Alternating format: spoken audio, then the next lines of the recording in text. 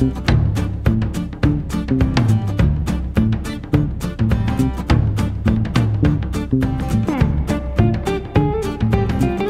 영악한 머리가 필요한 게 아니라 뜨거운 심장이 필요한 거예요. 여러분이 들어가서 이게 심장이 뜨거워지면 하는 거예요.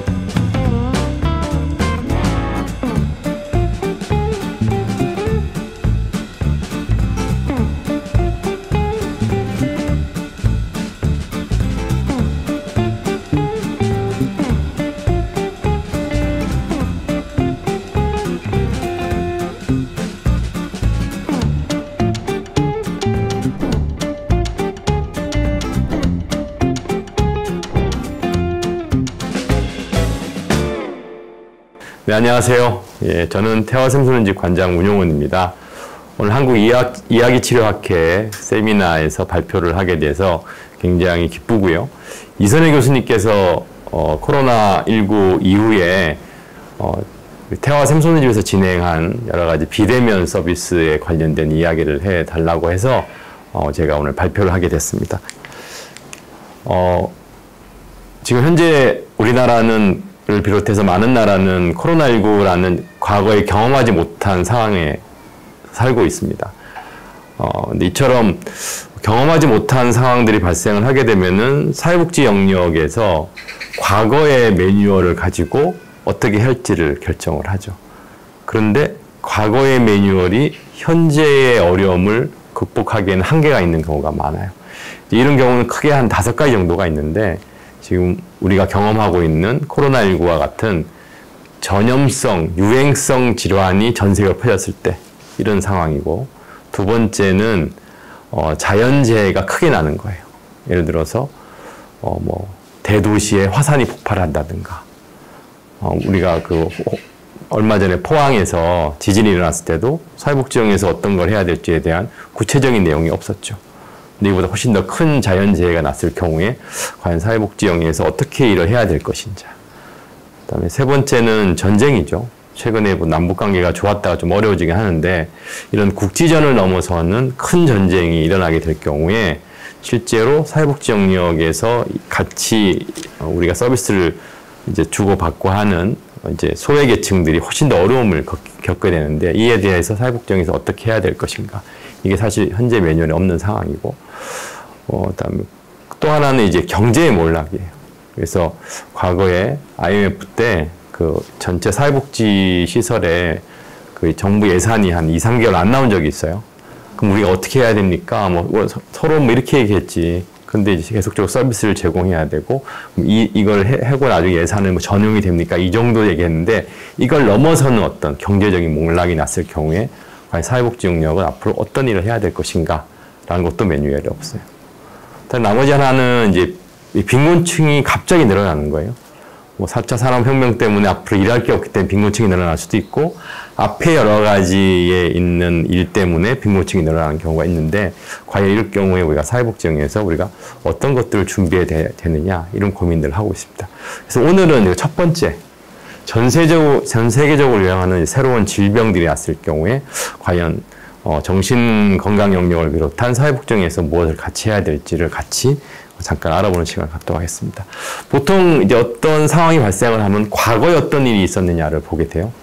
그래서 이제 전 세계 이런 이제 유행성 질환이 확 퍼진 게 5번째예요. 뭐 1400년대에 있는 흑사병, 그다음에 1920년대 중후반에 있었던 스페인 독감, 그다음에 뭐 사스와 메르스, 그다음에 지금 현재 있는 상황이라고 할 수 있는데 이거는 이제 스페인 독감이 일어났을 때 그때도 똑같이 이렇게 마스크를 쓰고 다녀라 이렇게 얘기했어요. 근데 이제 그리고 손 잘 씻고 다녀라. 사람끼리 많이 모이지 마라. 지금 내용하고 비슷하죠. 근데 이 스페인 독감이 잦아들고 했을 경우에 나타난 사회적 변화가 있어요. 첫 번째는 뭐냐면 사람들이 이렇게 모여서 뭘 하는 것 자체를 안 하기 시작을 해요.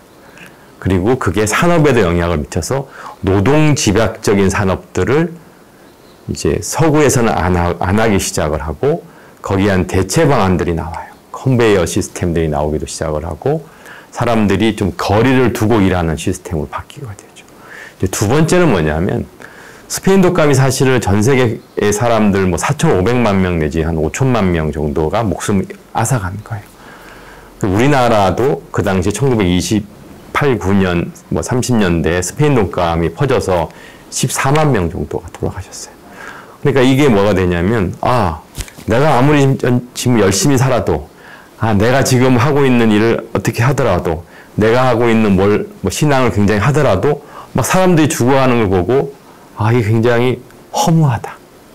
굉장히 공허함이 많이 생기는 거예요. 그래서, 그냥 내가 살아있을 때 정말 잘 인생을 즐기고 해야겠다는 걸로 바뀌어가요. 사람 생각들이. 그래서 예상치 않게 여행업이라는 것들이 굉장히 활발하게 늘어나게 돼요. 그래서 당시에 전투기밖에 없던 것에서 이제 우리가 보통 여객기 같은 것들이 만들어져 가는 이제 그런 것들이 굉장히 산업들이 많이 성장을 하죠. 대표적인 항공사가 페남이라는 항공사예요. 전설적인 항공사인데 물론 지금은 없어졌어요. 2000년도에 이제 문을 닫았죠. 이런 것들이 이제 일어나면서 여행들이 굉장히 많이 간다. 이게 뭐냐면 이런 큰 유행성 질환이 나게 되면은 첫 번째는 그것이 이제 산업이나 여러 가지 사회에 여러 가지 영향을 미쳐서 그동안 진행됐던 내용들이 조금 바뀌어져 간다. 두 번째는 심리적으로 사람들이 굉장히 공허함을 느끼기 때문에 이런 심리적인 공허함을 어떻게 해결할 것인가에 대한 해결책을 찾은 거예요. 그게 여행업이 되든 상담이 되든 이야기가 되든 유튜브가 되든. 그래서 이런 내용에서 우리가 어떻게 사회복지 영역에서 준비를 해야 되는 것이 굉장히 고민을 해야 되고 이건 뭐 과거에 매뉴얼이 없어요. 그렇기 때문에 어떤 계획대로 진행될 수도 있고 어떨 때는 직관적으로 진행될 수 있는 사업들이다 이렇게 볼 수가 있습니다. 그동안 사회복지 영역은 주로 이쪽이었죠. 대면 서비스를 받고 있지 않는 사람들이 있다. 그러면 대면 서비스를 받을 수 있도록 해야 되는 것이고 대면 서비스를 잘 받고 있다. 그러면 이분들이 지역에 잘 생활할 수 있는 것들 지원하자. 이쪽 면만 가지고 저희가 서비스를 했어요. 근데 코로나19라든가 아까 앞에 여러 가지 뭐 변수 때문에 이쪽 영역이 생긴 거예요. 이쪽 영역은 비대면 서비스를 받고 있다. 비대면 서비스를 하고 있지 않다는 거예요.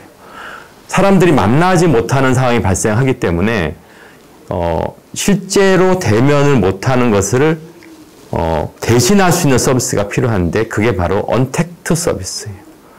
그래서 언택트 서비스를 이제 해야 되겠다, 해야 된다. 근데 그게 그만큼 효과가 있느냐?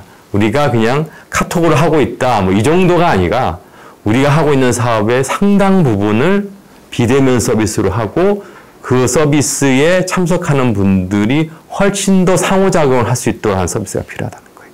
그래서 이렇게 두 가지 변수를 보게 되면 네 가지 영역이 나와요. 그러면은 서비스를 다 잘 받고 있는 사람이 있겠죠. 이쪽은 뭐 비대면 서비스도 잘 받고 있고 대면 서비스도 현재 받고 있는 전통적인 서비스를 받고 있는 영역이에요. 뭐라 그러면 좋을까? 다 가진 자. 다 가진 자예요. 근데 여기도 그냥 다 가졌기 때문에 아무 문제가 없냐? 그건 아니에요. 양쪽의 서비스를 받고 있지만 이분이 현재 굉장히 어려움이 있다. 그러면 이유를 물어봐야 돼요. 왜? 왜 이런 양쪽 서비스를 받고 있는데 왜 어려움이 있지? 그거는 아까 말씀드렸다시피 상호작용의 문제인가? 이런 것들을 봐야 되는 거예요. 다 가진 자 영역에서. 반면에 비대면 서비스만 받고 있어요. 대면 서비스는 우리가 가려고 해도 오지 말라는 사람들이 있어요. 그럼 이쪽 영역은 과연 왜 그런가? 이름을 뭐라고 하냐? 편식형이야. 아니면 염려형이야. 나 사람 만나는 거 안 돼. 난 있을 거야. 그러면 이 비대면 서비스만 받고 있는 사람들이 잘 지내고 있는지 아니면 잘 못 지낸다면 왜 그런지 이걸 파악을 해봐야겠죠. 그래서 염려증 때문에 대면 서비스를 못 받아서 더 고립이 되고 있는지 아니면은 그냥 사람들하고 안 만나고 내 집에 있으니까 편하기 때문에 확진자가 된 건지 확살이 찐 나 같은 사람이 된 건지를 봐서 어떻게 해야 될지를 고민해야죠. 다음에 대면 서비스만 받고 비대면 서비스를 받지 않는 사람이 있어. 양반형이야. 난 전통적인 거야. 나는 항상 이제 원래 하던 거만 할 거야. 이런 분들이 계세요. 잘 지내면 상관이 없지만 이분들 중에서 잘 못 지내고 있다. 이럴 경우에는 어떻게 해야 될 고민을 해야 돼요. 혹시 비대면 서비스를 받고 있지 않는 것 자체가 비대면 서비스에 필요한 여러 가지 디바이스라든가 시스템에 대해서 접근도가 떨어지는지 아니면 거기에 대한 활용도가 안 되는 건지 이런 걸 파악을 해서 이쪽 서비스를 받을 수 있도록 넓혀가는 것도 필요하죠. 근데 가장 문제가 이쪽이죠. 대면 서비스도 받고 있지 않고 비대면 서비스도 받고 있지 않는 영역이에요. 그럼 어떻게 해야 될까? 내가 이렇게 질문을 한다고 여러분들이 긴장할 필요가 없어요. 다 내가 얘기하게 돼 있어. 그냥 들어보면 돼. 그러면 이분들은 굉장히 어렵죠. 이게 뭐 우리가 얘기한 뭐 여러 가지 뭐 소외 계층 중에서도 이제 아무도 안 만나기 때문에 사각지대다 이렇게 표현을 해요. 근데 사각지대라는 표현이 너무 많기 때문에 난 여기서는 그냥 나 홀로 산다형이야. 그럼 나 홀로 산다형에겐 과연 우리가 어떤 상호작용을 해주는 게 맞을 거냐, 이쪽으로 갈 거냐, 이쪽으로 갈 거냐를 봐야 되는데 가장 큰 방법은 일단 대면 서비스 영역에서 이쪽으로 들어갈 수 있는 방법을 찾아야 돼. 그래서 누가 가장 접촉도가 높으냐에 따라서 이분들의 어느 방향으로 갈 수 있을지 정할 수 있다. 이렇게 볼 수가 있어요. 그래서 이런 서비스 내용들은 사실 우리가 알고 있다고 생각할 수 있지만 충분하지 않은 거예요. 적용할 줄 알아야 돼요. 우리가 줌도 하고, 리모트도 하고, 구글 덕스도 하고 다 알고 있어요. 뭐 아는 건 충분하지 않아요. 다 알아요. 그건 중학생도 알고, 그 다음에 어르신들도 알아요. 우리 쪽의 사회복지 영역에 적용할 줄 알아야 되고. 그 다음에 의지만, 난 할 거야. 의지만으로 충분하지 않아요. 실천해야 돼요. 실천해서 이게 실제로 우리랑 같이 생활을 하는 뭐 정신장애인을 비롯한 여러 분야의 사람들이 상호작용을 할 수 있도록 대면 서비스와 비대면 서비스가 상호 균형을 이루고 또 상호 성장하는 방법들을 찾아가는 것이 지금 현재 굉장히 중요하다. 그러면 이건 누가 제일 잘하느냐? 직원들의 역량이 굉장히 중요하고 직원들이 어떠한 마인드로 어떠한 철학으로 비대면 서비스를 하느냐에 따라서 우리 서비스를 같이 받는 분들이 얼마나 우리가 상호작용이 되는 거예요. 이런 디바이스가 기계나 AI나 이런 것들이 못하는 게 있어요. 뭘 못해요? 일단은 동기를 부여하지 못하고 다음에 감정을 읽어내지 못하죠. 그러니까 그런 것들을 가장 잘하는 사람이 누구냐? 사회복지 영역이다. 그래서 이런 영역에서 우리가 굉장히 큰 역할들을 해줘야 된다. 이렇게 생각이 되고 있어요. 그래서 이제 샘소는집 홈페이지를 보시면은 이제 글들이 이렇게 있어요. 글들이 있고 이제 6월 달에 제가 글 하나 더 쓴 것도 있는데 이런 내용들을 보시면은 왜 서비스가 우리가 진행해야 되는지 또 어떻게 해서 서비스를 하게 된 내용들이 나와 있어요. 그래서 그런 것들을 참여를 한 직원들의 이야기 또 참여를 한 회원들의 이야기를 여러분들이 오늘 같이 좀 보게 될 겁니다. 그리고 아마 뭐 한두 달 이후에는 이제 직원들의 인터뷰를 분석을 해서 또 뭐 학회지에 또 글이 나올 것 같으니까 나오게 되면 여러분 좀 같이 좀 읽어봐 주셨으면 좋겠어요. 그래서 뭐 사례는 증거가 아니죠. 증거 기반이 되려면은 우리가 훨씬 더 많은 것들을 해줘야 되는데 사실 이제 비대면 서비스가 기술적인 면에서 회원의 접근성을 증대하는 것들이 필요해요. 그래서 고민을 해봐야죠. 아까 얘기했죠. 양반형 전통적인 서비스만 받고 있는데 별로 안 좋다. 비대면 서비스 어떻게 해야 되느냐? 회원들의 기술적인 면의 접근성을 높여가야죠. 그는 장애인 권리협약 제9조의 접근성에도 나와 있어요. 정보통신에 대해서 접근성이 평등해야 된다. 그래서 국제적인 기준에도 있는 거예요. 그렇기 때문에 이거에 대해서 어떤 근거가 있냐 없냐 이런 얘기를 할 필요가 없어요. 다 있기 때문에.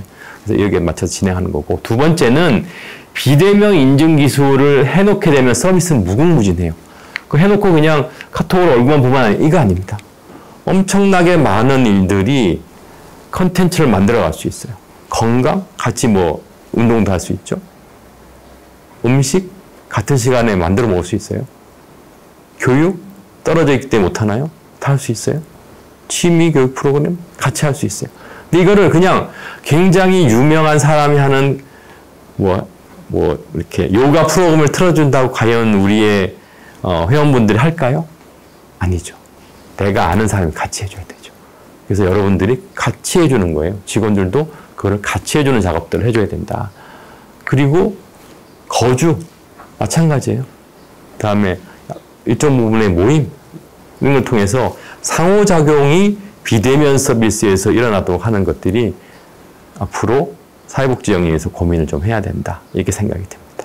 그럼 비대면 서비스를 하는 직원들은 그러면 이렇게 너무 위험하지 않나요? 이렇게 얘기할 수가 있어요. 근데 비대면 서비스를 받는 직원들도 안전하게 해드려야죠. 이렇게 저도 지금 오늘 이렇게 나와 있지만 직원들이 외부에 나가면 이렇게 페이스 실드도 이렇게 하고 나가게 해주고, 그 다음에 필요하면은 방역복들도 있고, 그 다음에 방역에 관련 같은 기구들도 마련해서 또 이제 장갑도 끼고, 그래서 직원들도 충분하게 안전하다는 것들을 인지해야지만 더 적극적으로 이제 할 수 있을 거라 생각이 들어요. 그래서 앞으로 비대면 서비스는 우리의 정치나 경제나 사회나 여러 가지 교육이나 기술에 영향을 미치게 될 겁니다. 일단 첫 번째는 비대면 관련 의료법들 개정이 논의가 되고 있어요. 현재도 되고 있죠. 그래서 과거는 꼭 병원에 가서 만나는 건데 이제 그게 아니죠. 실제로 안 만나도 비대면도 되고, 실제 나의 스마트폰이나 아닌 나의 땀을 가지고 나의 건강이 자동으로 병원에 가 체크가 되고, 혹시 문제가 있으면 오라고 나한테 문자가 올 수도 있어요. 아니면은 사례 담당자한테 문자가 갈 수 있어요. 이런 쪽으로 이제 바꿔가는 거고, 그 다음에 시설과 병원 기준에 대한 논의가 진행될 거예요. 지금은 대부분의 시설은 거실의 면적이 4.3제곱미터고 병원은 병실의 기준이 1인당 6.3제곱미터다. 정신과 병원 같은 경우는. 근데 이거는 다른 것들, 다른 실이나 상담실이 있으면 반으로 줄어들 수 있는 병원이기 때문에 3.3제곱미터다. 그래서 여러분들 요즘에 정신과 병원 같은 거 보면은 굉장히 작은 방에 여러 사람 들고 있다. 그러니까 기준이 맞지 않는 거죠. 최소한 1m 이상 떨어져야 되고 이렇게 되어 있는 거예요.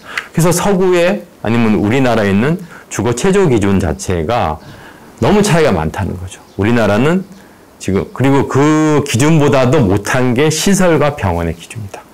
같은 병원이라도 일반 병원과 정신과 병원을 기획하면 일반 병원에 비해서 정신과 병원이 훨씬 더 열악하다. 그럼 이런 기준들을 바꿔서 한 것들에 대한 법이나 정책적인 것들이 만들어질 거고, 경제도 많이 바뀌겠죠. 앞으로는 비대면 서비스나 정서 지원에 관련된 여러 가지 영역들이 확대가 되고 그쪽 영역들의 경제들이 커질 거고, 그다음에 이제 과거에는 어떻게 했어요? 이렇게 글로벌 경제를 봐서 효율성, 그러니까 인건비가 낮고, 그다음에 제품 만들 때 좀 싸게 만들 수 있는 곳으로 공장들이 다 갔잖아요. 근데 무슨 일이 발생을 했어요? 마스크만 얘기해보면은 갑자기 서구 유럽이나 미국이나 있는데 마스크 만든 데가 없는 거예요. 그래서 수입하려고 하니까 없잖아요. 그러니까 천으로 껴있고 찌끄만 마스크 쓰고 다니고 그렇게 됐어요. 그리고 두 번째는 휴지나 이런 것들도 다 중국이나 인도 같은 데 수입하다 보니까 사재기 해야 되고, 이제 농수산물도 이제 그런 문제가 발생을 한다고 하잖아요. 그러니까 안 되겠구나. 효율성을 발휘해서 우리가 외부에서 수입하는 게 효과적이었는데 그게 아니다. 우리의 생활과 밀접한 것들은 일정 부분에 대해서 우리가 생산하든가, 우리가 생산하기 어렵다면은 바로 지역의 주위의 경제 블록을 내서 같이 만든다.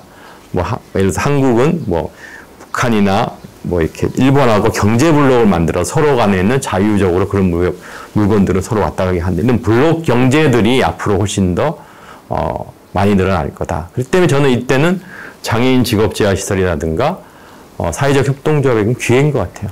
그래서 어떻게 테마를 잘 잡고 하느냐에 따라서 최근에 지원들도 많으니까 이런 경제적 변화에 대한 고민들도 해야 되는 것이고 사회문화도 많이 바뀌죠. 예, 그래서 과거보다 사람을 만나서 공감하는 것들이 떨어지기 때문에 비대면 공간을 비롯해서 이런 곳에서 얼마나 공감 능력과 판단, 동기부여를 잘하는 공동체를 만들어져가는 사회나 문화가 됐냐에 따라서 굉장히 많이 틀어진다. 특히 1인 가구가 이제는 굉장히 많잖아요. 30% 이상 1인 가구인데 그 우리나라의 그 최저 그 거주 공간에 대한 개인적인 인식도를 보니까 한 3년 전부터 크게 달라진 게 있어요. 뭐냐면 과거에는 나의 침실만 있으면 된다고 생각했었는데 이제는 침실 플러스 더 있어야 되겠다고 해요. 그거 뭐냐면 홈트를 하든가 홈트레이닝을 하든가 아니면 내가 집콕하면서 생활할 수 있는 것들에 대한 공간이 필요한 거예요. 그래서 내가 1인당 내가 요만큼의 거주 공간이 필요한 것들이 과거부터 조금씩 계속 줄어들다가 지금도 3년 전부터 좀 늘어나기 시작을 해요. 그래서 이런 것들이 바로 사회문화의 내용들로 이제 반영이 될 거다. 이제 이렇게 되면은 거기에 맞춰서 어떤 능력이 필요한 게 필요하고 이제 기술적인 게 많이 필요하죠. 이제 IT와 사회복지 기술 연결하겠다 뭐 이런 얘기는 우리 교수님들이 많이 하겠는데 그거 아니라 플러스 비영리 분야의 장점이 새로 굉장히 필요한 거였구나. 이게 굉장히 새로운 장점이라는 것들도 시각이 바뀌게 됐고 비대면 인정 기술에 대한 서비스들이 무궁무진하니까 이런 것들을 비영리 쪽에서 굉장히 많은 것들을 제시할 수 있는 이런 사회가 될 것이라 생각됩니다. 예, 뭐 지금까지 샘소는집에서 진행됐던 여러 가지 사업들에 대해서 설명을 드렸어요. 앞으로는 코로나 바이러스 19 변화에 따라서 환경에 살아남기 위해서 우리가 어떤 것을 해야 될 것인가를 이제 고민을 좀 해야 된다. 이렇게 정리를 좀 해보고요. 또 새로운 사고와 실천이 굉장히 필요하다. 그 다음에 이걸 하는 거는 사람이 하는 거예요. 비대면이 사람이 꼭 기계만 하는 건 아니에요. AI만 하는 게 아니기 때문에 사회복지의 어떤 철학이나 마인드를 가지고 보느냐에 따라서 굉장히 그 활동력의 차이가 있다. 그래서 앞으로는 대면과 비대면이 따로따로 있는 게 아니다. 아까 사사분면을 설명을 드렸지만은 상호작용을 하는 거다. 단 대면 서비스와가 그동안 진행했던 여러 가지 비대면 서비스와의 차별성과 가성비는 어떻게 구성을 할 것인가는 실천하는 여러분들의 숙제고 실천하는 기관들의 숙제다. 이렇게 말씀을 드리고 오늘 강의를 마치도록 하겠습니다. 감사합니다. 안녕하세요. 회원지원부 입니다. 저는 지난 2월까지 에서 근무 중이었습니다. 하지만 2월에 에서 코로나19 확진자가 발생하면서 일을 쉬게 된 지 3개월이 되었습니다. 취업장 업무와 출근하던 생활이 익숙해서였을까요? 처음에는 출근하지 못하는 상황이 반갑지 않았습니다. 그러나 게임에 빠져 있던 때처럼 취업장에 있을 시간 동안 게임을 하며 보냈더니 코로나19로 인해 망가진 일상이 오히려 좋게 느껴졌습니다. 시간이 점점 흐르고 이런 삶이 익숙해져 갈 즈음 종일 게임만 하며 의미 없이 보내게 되는 일상의 문제를 느끼기 시작했습니다. 취업장으로 출근하고 샘솟는 집으로 출근하던 규칙적인 일상의 리듬이 사라지는 것에 큰 문제를 느꼈고 안 되겠다는 생각이 들었습니다. 결국엔 게임을 조절하기로 마음먹고 지금은 게임을 가끔만 하고 있습니다. 또 취업장에 막 나가지 못하게 됐던 때처럼 출근을 하고 싶은 마음이 생겼습니다.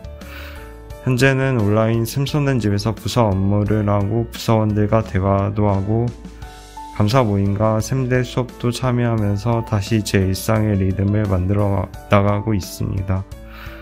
혹시라도 저처럼 코로나19로 인해 예전의 삶이 흐트러져서 젊어가셨던 분이 있으시다면 온라인 샘솟는 집과 함께 다시 일상을 만들고 결심을 새롭게 하실 수 있었으면 좋겠습니다. 아직 코로나19 확진자가 발생하고 있지만 이전보다 나아진 것 같습니다. 곧 오프라인 샘솟는 집을 만날 수 있길 바랍니다. 안녕하세요. 저는 주거지원부 회원의 가족입니다. 저는 회원과 함께 거주하고 있고요. 코로나19가 시작되었을 때부터 지금까지 샘솟는 집에서 제공하는 서비스와 회원의 모습을 보면서 느꼈던 점들에 대해 이야기해 드릴게요. 2월에 코로나19가 처음 생긴 이후 이전처럼 출근해야 할 곳이 없어지면서 아침잠이 많아지시고 종일 누워만 계시는 날도 있었어요. 그런 모습에 저희도 많이 놀랐고요. 그때부터 오전, 오후 운동을 1차 목표로 두고 하실 수 있도록 도와드렸어요. 그리고 혼자 계실 때 관계를 유지할 수 있도록 카카오톡 사용법을 알려드렸어요. 친구분들과 연락하며 조금씩 활기를 찾아가셨지요. 그러던 중 샘솟는 집에서 밴드를 사용하게 되었어요. 카카오톡 사용법을 배우셨기 때문에 밴드에서도 금방 적응할 수 있으셨던 것 같아요. 밴드의 비중이 점점 높아지면서 샘솟는 집 동료나 직원들과의 연결 시간이 친구와의 교류 시간보다 늘어났어요. 그때부터 일상이 돌아오고 있다는 느낌을 받았어요. 밴드의 동료들에게 잘 지내고 있다는 모습을 보여주고 반응을 보면서 즐거워하여 저도 덩달아 즐거워졌어요. 친구들에게 잘 지내고 있다고 하는 것과는 또 다른 느낌이었어요. 본격적으로 화상회의를 시작하면서부터 지금의 일상적인 생활이 자리를 잡았던 것 같아요. 화상회의는 느린 타이핑을 보완할 수 있었고 서로의 모습을 확인할 수 있는 것도 좋았어요. 저희는 일과표에 오전, 오후 회의 시간을 집에 붙여놓고 밴드와 화상회의 어플을 사용할 수 있도록 도와드렸어요. 시간이 되면 직원들도 연락을 주셨고요. 처음에 제1 목표로 삼았던 운동도 중요하지만 정해진 시간에 할 일이 있고 거기에 참여하는 것, 즉 일상이 중요하다는 것을 배웠던 것 같아요. 최근에 참여한 꽃꽂이나 반찬 만들기도 뜻깊었어요. 방역 규칙만 잘 지켜진다면 소규모로 외부에 나가서 함께 활동하는 것이 환기가 되는 것 같아요. 화상회의도 익숙해지면서 문의회, 합창단, 성경 공부 같은 취미 프로그램에 참여하는 것도 도움이 되고요. 여러모로 회원에게 신경 써주시고 있는 것 잘 알고 있습니다. 감사하고 있어요. 회원에게 가장 중요했던 것은 내 샘솟는 집이 있다는 것, 즉 사회적 관계가 유지되고 누군가 나에게 관심이 있는 것과 일상을 지키며 생활하는 것인 것 같아요. 저도 샘솟는 집을 통해 배우고 있는 것이 많습니다. 앞으로도 잘 부탁드립니다.